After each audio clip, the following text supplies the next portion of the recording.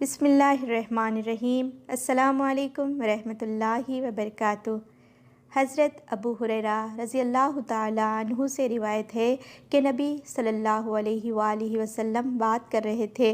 اس وقت آپ کے پاس ایک اعرابی تھا کہ جنت والوں میں سے ایک آدمی نے اپنے رب سے کاشتکاری کے متعلق اجازت طلب کی تو اس نے اس سے فرمایا، کیا تجھے من پسند چیزیں میسر نہیں؟ اس نے عرض کیا، کیوں نہیں، میسر ہیں، لیکن میں چاہتا ہوں کہ میں کاشتکاری کروں۔ اس نے بیج گرایا تو پل بھر میں وہ اگایا، برابر ہو گیا اور کٹ بھی گیا، اور وہ غلے کے ڈھیر پہاڑوں کی طرح تھے۔ اللہ تعالیٰ فرمائے گا، ابن آدم اسے لے لو، کیونکہ کوئی چیز تیرا پیٹ نہیں بھر سکتی۔ اس اعرابی نے عرض کیا، اللہ کی قسم، وہ قریشی یا انصاری ہوگا، کیونکہ وہ کاشتکار ہیں، اور رہے ہم تو ہم کاشتکار نہیں۔ رسول اللہ صلی اللہ علیہ وآلہ وسلم ہنس دیے۔